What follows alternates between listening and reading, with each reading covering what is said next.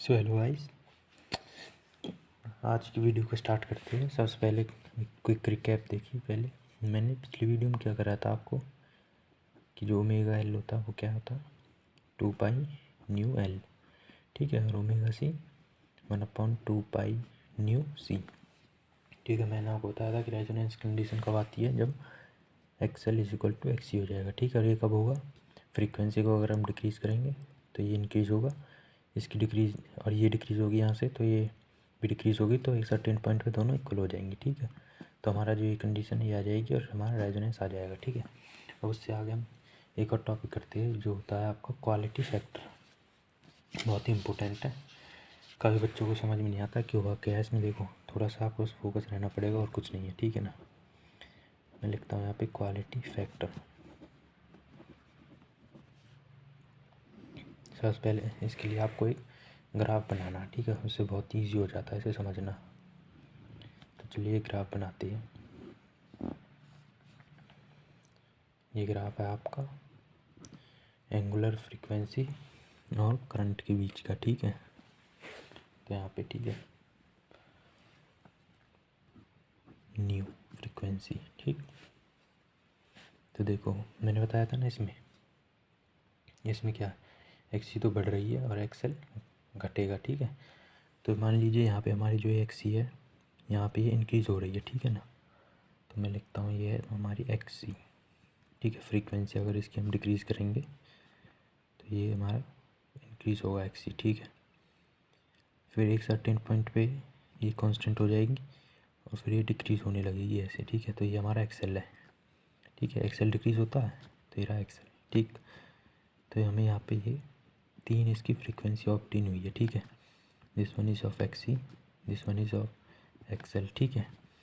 तो ये जो पॉइंट होता है जहाँ पे एक्सएल और एक्सी दोनों बराबर हो जाती है, ठीक है, उसी को हम मतलब कि यहाँ पे हमारा रेजोनेंस होता है, ठीक है, मतलब कांस्टेंट कंडीशन है, ठीक है। तो ये वाली जो एक्सी की जो आई है ये फ्रीक्वेंसी, इसको बोलते हैं हम, मान लीजिए ओमेगा 1, ठीक है, इसको ओमेगा 2, ठीक है। This one is omega 1, this one is omega 2, ठीक है।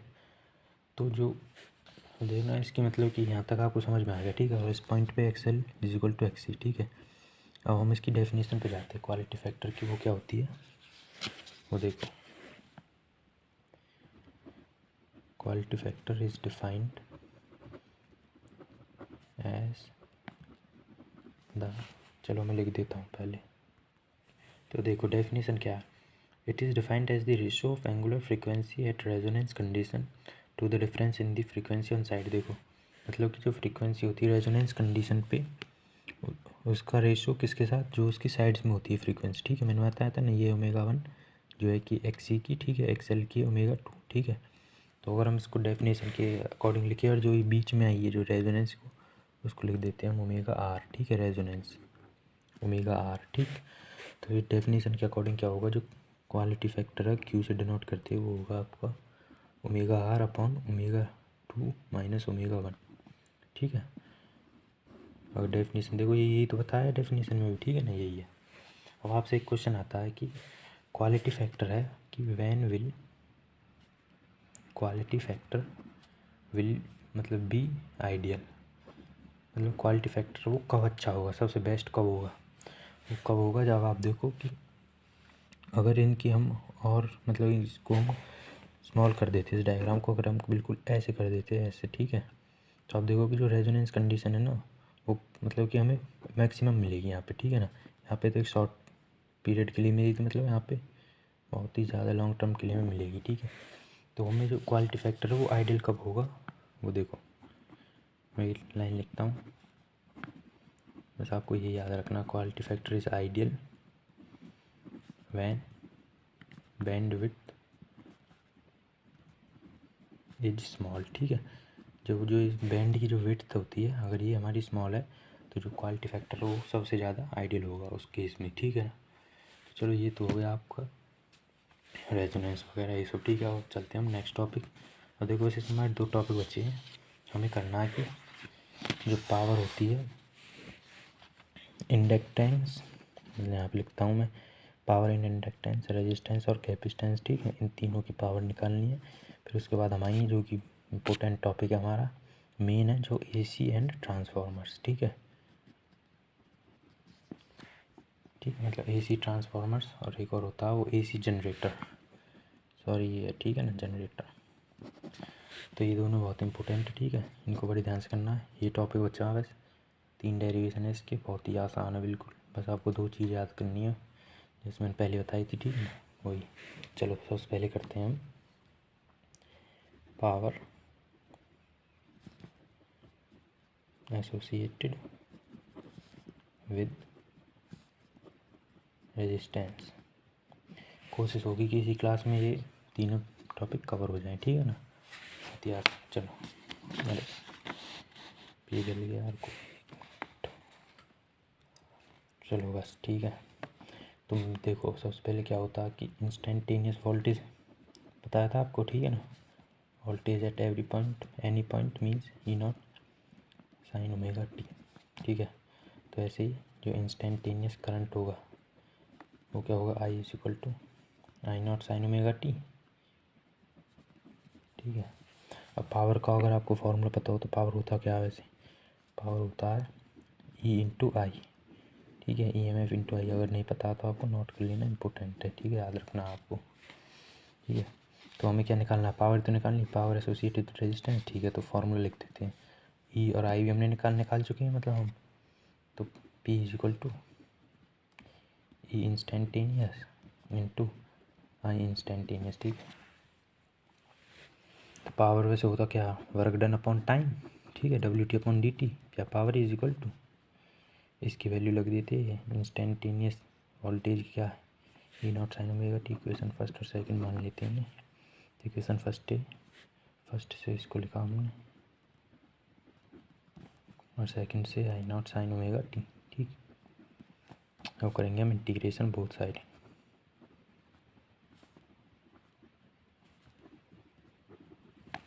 ठीक है ना। D W D T multiply में हो जाएगा, ठीक है। इधर E naught sine omega T into I not sine omega T into D T, ठीक है। देखो साइन ओमेगा टी 2 बार है, ठीक। तो इसको मैं यहाँ पे लिख देता हूँ ऐसे, E naught I naught integration sine square omega T into D T, ठीक है। इससे पहले कि मैं इंटीग्रेशन करूँ, चलो आपको 2 फॉर्मूले बता देता हूँ, वो आगे काम आएंगे, ठीक है ना। देखो वो कौन से है, वो देखो सबसे पहले आप ये रहे, वो आपका 0 टू टी इंटीग्रेशन है, मतलब लोअर लिमिट 0 पर टी है sign square omega T D T. जो इसकी वैल्यू होती है ना वो होती है t/2। आप करके देख लेना इंटीग्रेशन, ठीक है, ये आएगी वैल्यू। मैं इसलिए इनको बता रहा हूँ ताकि फिर कैलकुलेशन ज़्यादा लॉन्ग हो जाएगा, उसको पूरा सॉल्व करने बैठेंगे तो काफ़ी लंबी इंटीग्रेशन है इसकी। और एक और फॉर्मूला है 0 टू टी, मतलब upper limit sign omega T cos omega T. अगर साइन और कॉस आ जाए मल्टीप्लाई में, ठीक है, तो उसकी वैल्यू होगी 0, ठीक है। बस हमारा काम हो गया। अब देखो मैं इसको एलेबोरेट करके लिख रहा हूँ, ठीक है ना, वरना आप इसके 1-2 स्टेप कट भी कर सकते हो, कोई प्रॉब्लम नहीं है उसमें, ठीक है। ई नॉट आई नॉट क्या कांस्टेंट है, क्योंकि डी टी नहीं है ना, इस डी टी जो मतलब डी टी है इसके साथ, अगर उसी का इंटीग्रेशन होगा जिसके साथ टी है, तो साइन स्क्वायर ओमेगा टी के साथ है, टी इनके साथ है नहीं कुछ, तो कांस्टेंट है, आ जाएंगे बाहर, ठीक है। साइन स्क्वायर ओमेगा टी का होगा इंटीग्रेशन, ठीक है। चलो इसको कैंसिल कर देते, डिफ्रेंशिएशन से integration cancel, E naught I not sign square omega T D T बताया था आपको t/2। तो ये हो जाएगा आपका यहाँ से ऐसे t/2, ठीक है ना, 0 से t है। पता आपको स्मॉलर लिमिट होगी, जो स्मॉल वैल्यू मतलब लोअर वो 0 होगी, और इसको पूरा साइकिल है ये टी कंप्लीट होगा ना पूरा साइकिल टी टाइम में, तो टी लिए इसलिए, ठीक है, t/2 हो गया। अब हमारा वर्क डन आ गया है, ठीक है। जो हमारा वर्क डन आया वो आया E naught I naught into T by two. अब इस 2 को इनसे मल्टीप्लाई कर दिए, मतलब डिवाइड कर दिए दोनों से, E naught by two I naught by two into T. ठीक है, अब देखो पावर क्या होती है आपकी, वर्क डन अपॉन टाइम। ठीक है, वर्क डन हमें पता ही है, ये रहा, ये निकल के आया हमारा क्या, E naught by root two I naught by root two, time है ये, अपॉन में टाइम, तो ये कैंसिल हो जाएगा। ठीक है, तो पावर क्या होगी इसमें, ई नॉट बाई रूट टू और I naught by root to. ठीक है, अब आपको पता होगा 11th क्लास में ई बाई रूट टू और I naught by root two क्या होता है, ये होती है आपकी E R M S value, मतलब कि root mean square of voltage और I R M S value. ठीक है, तो हमारी पावर निकल के आई है ना, वो निकल के आई है आपकी ई, मतलब कि रेजिस्टेंस के केस में पावर एसोसिएटेड विद रेजिस्टेंस में ये निकल के आई है। ठीक है, E R M S I R M S. और आपको अगर ये देखना कि E naught by root two is equal to E R M S कैसे, तो मैं आपको डिस्क्रिप्शन में, इस वीडियो के डिस्क्रिप्शन में मैं आपको एक लिंक भेजूँगा, उसको आप देखना, उसमें जो नोट्स है, हैंड रिटन नोट्स है, उनकी PDF पड़ी हुई है, उसमें मैंने ये टॉपिक कराया हुआ। ठीक है, सप्लीमेंट्री है, कोई इम्पोर्टेंट नहीं है। ठीक है, आएगा नहीं वैसे, पर सप्लीमेंट्री है, आप देखना उसमें सब कुछ है, इसका डेरिवेशन कहाँ से कैसे आया। ठीक है, बस एक जनरल नॉलेज होनी चाहिए आपको ये। ठीक है, तो हो गया हमारा रेजिस्टेंस का, हो गया है power associated with resistance.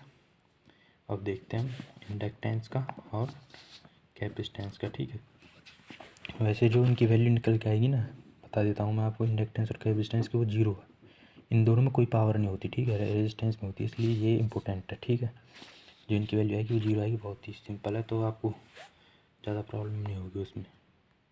And again ये दोनों आपको इंटीग्रेशन के फॉर्मूले पता होने चाहिए।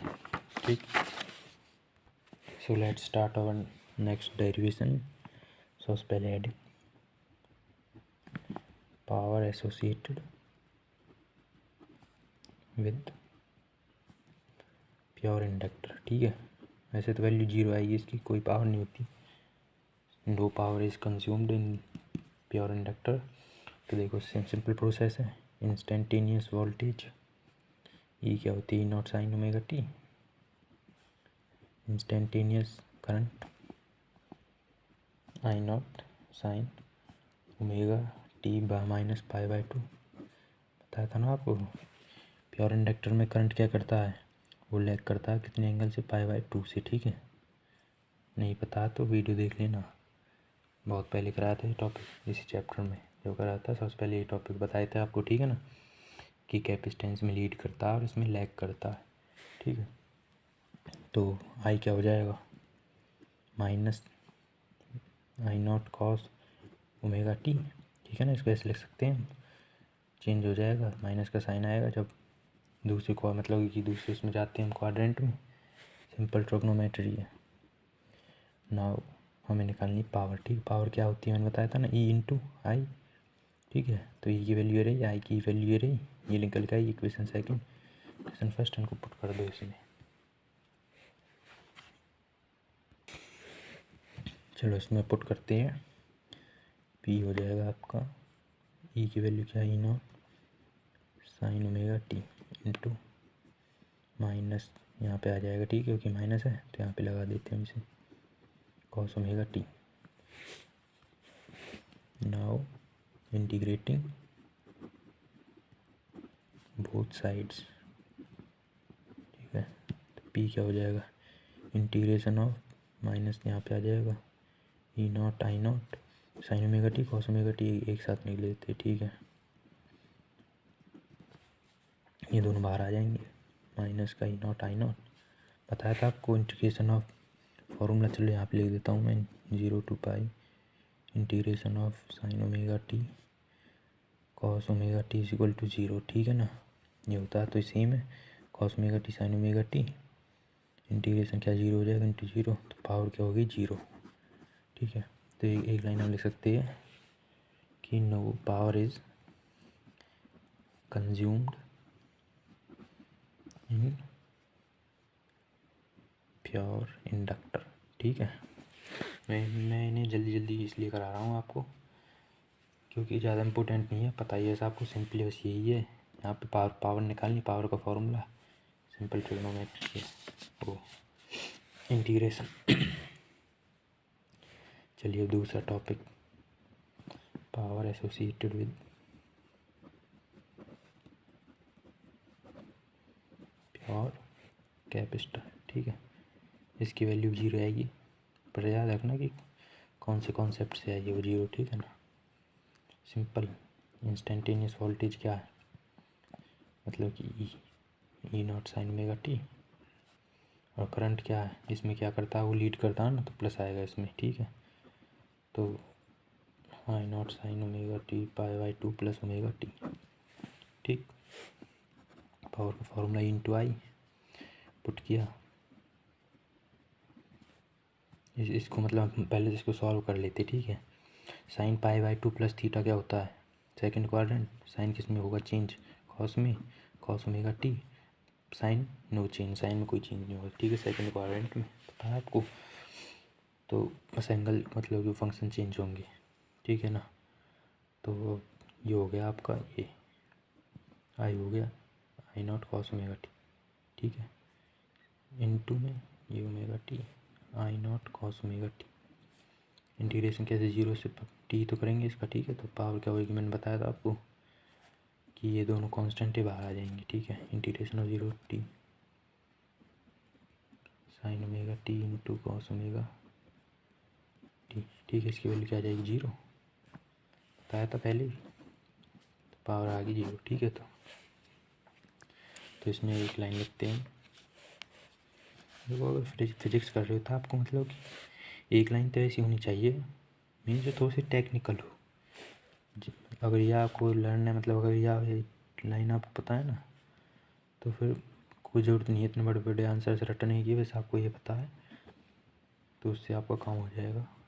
जो आपका एग्जामिनर होता है उसको पता चल जाएगा कि भाई हाँ ठीक है, इसको नॉलेज है। तो देखो ये है, so power associated with pure capacitor is 0। ठीक है, और जो ये पावर होती है जो मतलब 0 है, उसको हम कहते हैं वॉट लेस करंट। भाई वॉट किसकी यूनिट होती है, पावर की, लेस है मतलब कि कुछ भी नहीं है, तो वॉट लेस करंट।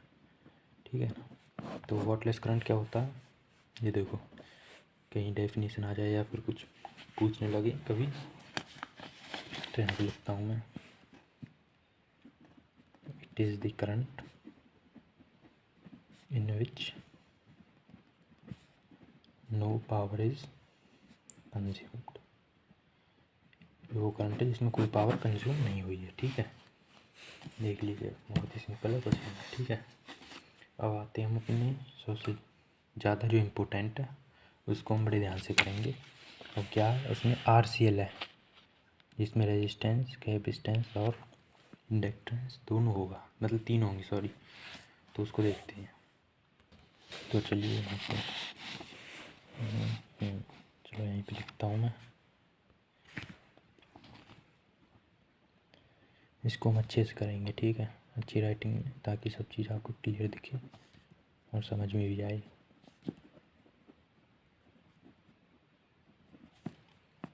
रेजिस्टेंस और क्या है, inductance and capacitance, sorry conductance. ठीक है, मीन्स RCL, तीनों चीज़ें। ठीक है, तो देखो सबसे पहले इंस्टेंटेनियस वोल्टेज बताया था क्या, E naught sine omega T. ठीक है, अब देखते करंट।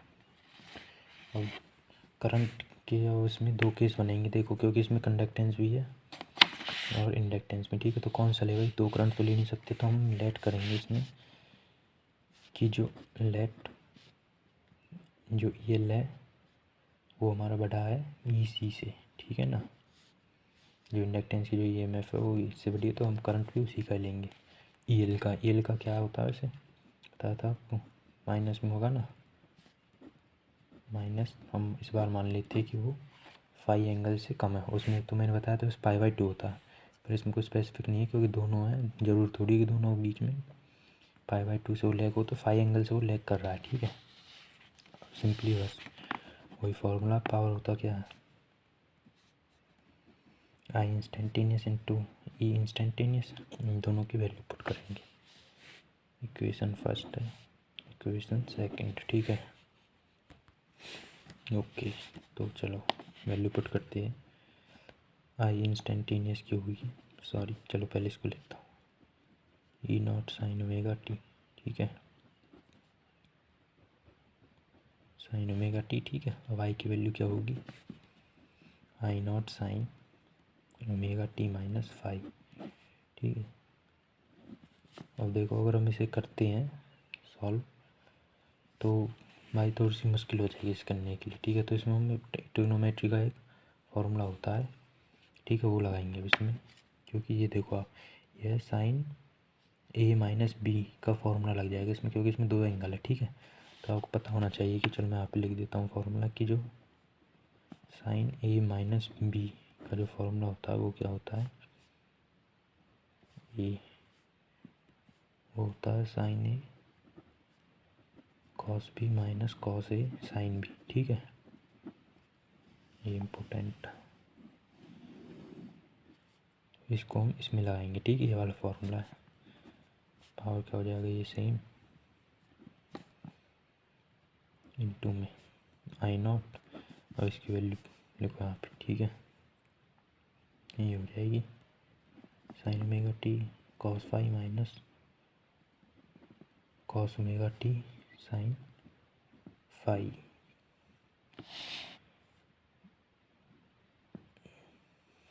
ठीक है ना। यहाँ पे फॉर्मूला पुट किया है तो पावर क्या हो जाएगा, आई नॉट ई नॉट, ठीक है। दोनों में मतलब यहाँ पे हमने एक जगह लिख दिया, एक स्टेप मैंने क्या मिस किया है उसमें, ध्यान से देखना, इन दोनों की मतलब कि इसमें इसकी मल्टीप्लाई कर दी, ठीक है। तो ये ई नॉट और आई नॉट तो दोनों में कॉमन आएगा ही, ठीक है ना। तो मैं इसे डायरेक्ट लिख रहा हूँ इसमें, sign square omega T into cos 5 minus sign omega T cos omega T into sine 5, ठीक है। क्या है इसमें कि दोनों मल्टीप्लाई में है ना, तो पहले ये इससे मल्टीप्लाई होगा इन तीनों से, फिर इनसे होगा, ठीक है। तो देखो ये E naught sine omega T into I not sine omega T है यहाँ पे, तो ये एक यहाँ पे साइन ओमेगा टी, तो sine square omega T into cos 5 ये रहा, ठीक है। अब ये इन तीनों से मल्टीप्लाई होगा, इन दोनों से ये एक दो और एक तीन, ठीक है। तो यहाँ पे आ गया, और ई नॉट आई नॉट मैंने कॉमन ले लिया, ठीक है। सिंपली था कि पेज कम है इसमें आ जाए इसीलिए, ठीक है। सिंपली इसकी कैलकुलेशन करते हैं, ब्रैकेट